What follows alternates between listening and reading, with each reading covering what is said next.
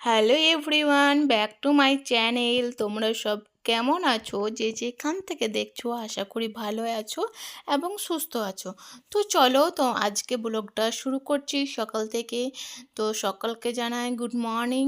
তো আজকে রান্নাঘরতে এসে দেখতেই পাচ্ছ অ্যাটেন্ড হয়ে গেছি, মানে রান্না করতে বসে পড়েছি। এই যে পেঁয়াজ উচ্ছে ভাজলাম, আর এই যে মাছগুলো বিক্রি করতে এসেছিলো, তাই মাছগুলো নিলাম। তো ভালো করে পরিষ্কার করে রেখে দিলাম। তো মাছগুলো কি করব না করব সেটা চলো তোমরা দেখতে থাকো। আর এই যে এগুলো নিয়েছি পেঁপে, পেঁপে ভাবছি ডাল বানাবো।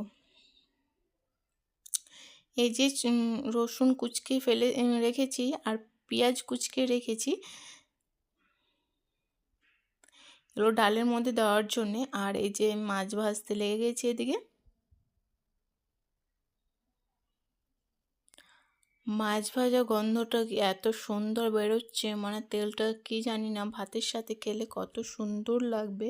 তো মাছ আমি 3টে করে দিচ্ছি, কারণ বেশ বড় বড় সাইজের মাছগুলো। তো তো হয়তো ক্যামেরার মধ্যে বোঝা যাচ্ছে না, কিন্তু পিসগুলো ভীষণ বড় বড়। 3টের মধ্যে দেখতে পাচ্ছি একটা প্লেট কিন্তু ভরাট হয়ে গেছে।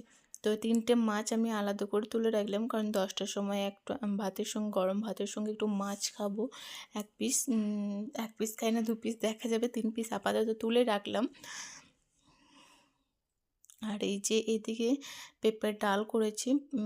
পেঁপের ডালটা প্রায় হয়ে গেছে, এবার ফুটে উঠলে একটা ব্লগ আসলে কিন্তু আমার পেঁপের ডালটা হয়ে যাবে। পেঁপের ডালে কিন্তু পেঁয়াজ কুচি আর লঙ্কা ফোড়ন দিয়েছি, শুকনো লঙ্কা। আর এই যে মাছের মশলাটা এদিকে ভাজছি, এদিকে মাছটা ভাবছি আজকে ঝোল বানাবো টমেটো দিয়ে। তো মাছের ঝোলের বানানোর প্রিপারেশন নিয়েছি। আর এদিকে ভাজতে মশলাটা কিন্তু ভালো করে ভেজে নিচ্ছি, কারণ মশলা ভাজার কিন্তু মাস্ট, কারণ মশলা যত ভালোভাবে কষবে জিনিসটা কিন্তু টেস্টফুল বেশি ভালো হবে। আর এই যে মাছ ভাজাগুলো, তো একবেলার জন্যই মাছ ভাজা করবো, যেহেতু দিনের বেলায় একবেলার জন্যই মাছ ভাজা করেছি, তাই যটা মেম্বার তটার জন্যেই 1 পিস করে নিয়েছি। আর রাত্রে যেহেতু আমরা কেউই মাছ খাই না, তাই রাত্রের জন্যে কিন্তু মাছটা আমি নিইনি, বাকি মাছটা ফ্রিজে স্টোর করে রেখেছি, কারণ তার 2 দিন পর কিন্তু সেগুলো রান্না করাই যেতে পারে। কিন্তু সব মাছ একবারেই যদি রান্না করে ফেলি, কিন্তু সেই বাসি মাছটা আর কেউ খেতে চায় না। আর এই যে মশলা কষাতে প্রায় শেষের মুখে, এই যে ভালো দেখতে পাচ্ছ, এরপর এই রকম পর্যায়ে এসে কিন্তু জল এড করতে হবে। জল বলতে আমার তেঁতুল জল, যেহেতু আমি ভিজিয়ে রেখেছি, এই তেঁতুল জলটাই কিন্তু আমি অ্যাড করব, কারণ আজকে মাছটায় টমেটোর সঙ্গে একটু তেঁতুলও দেব। তো ভালোভাবে তেল লেগে যাবে, কিন্তু লো ফ্লেমে এটা কিন্তু কষাতে হবে। পুরো হাই ফ্লেমে করলে কিন্তু এটা সাইডগুলো পুড়ে যাবে, আর মাছটা টেস্টটা খেতে ভালো লাগবে না। আর এই যে একটু জল দিয়ে ভালো করে এটা ফুটবে, কিন্তু এখনও কিন্তু আমি মাছগুলো দিইনি, এর মধ্যে ভালোভাবে ফুটে আসবে, তারপর কিন্তু মাছগুলো দেব।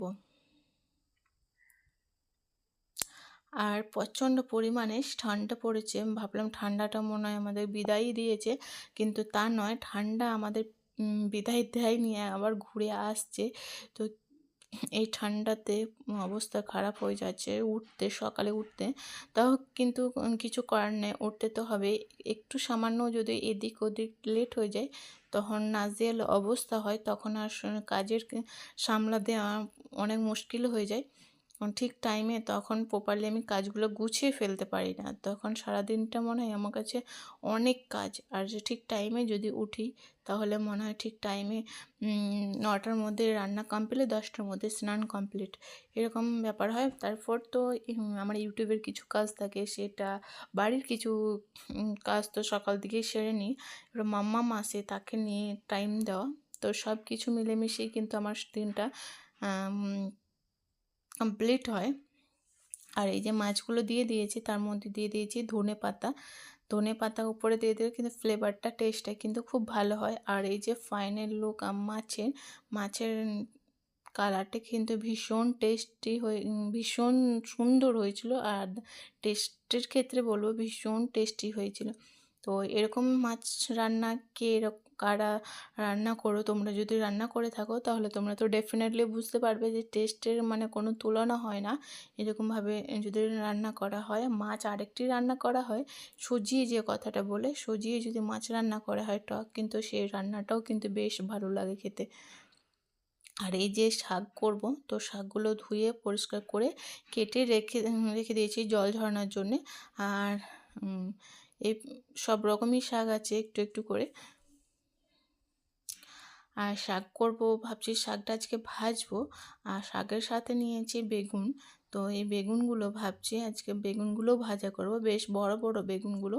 আর শীতের সময় সবজি খেতে তো এমনিই তো ভালো লাগে, আর দ্বিগুণ মিষ্টির কারণে কিন্তু পোকাও থাকে, তো সেক্ষেত্রে আমাদের খুব কেয়ারফুল সবজি কাটার সময় সব দিকে কিন্তু কেয়ার করে দেখতে হবে।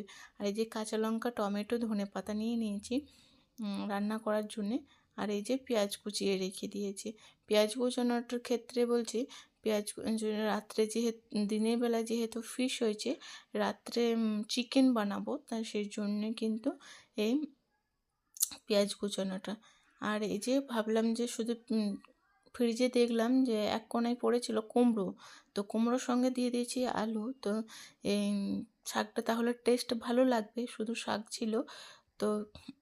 আর বেগুন দিলাম না, কারণ বেগুনটা যেহেতু ভাজা করেছি, তো সেক্ষেত্রে কিন্তু শাকের কিন্তু আমি বেগুনটা দিলাম না, কারণ ভাজা বেগুন আবার শাকে বেগুন, আর সব রান্নাতে বেগুন দিলে আবার ভালো লাগবে না। তো সেক্ষেত্রে কিন্তু বেগুনটা আমি স্কিপ করে গেছি শাকের ক্ষেত্রে। আর এই যে লবণ হলুদ দিয়ে মাখিয়ে দিয়েছি বেগুনগুলো। তো দেখতে কত সুন্দর গর্জিয়াস লাগছে, তাই না? মনে হচ্ছে এরা যেন গায়ে হলুদ হয়েছে বেগুনের। আর এই যে বেগুনগুলো আমি অল্প তেলের মধ্যে লো ফ্লেমে ভেজে নিচ্ছি। এরকম করে ভাজলে বেগুনগুলো কিন্তু ভীষণ ভালো লাগে খেতে। আর অনেকটা তেলের এমনি মানুষের শরীর এমনি অসুস্থ হয়ে পড়ছে, তাই যতটা চেষ্টা করছি এখন কম তেল খাওয়া, মানে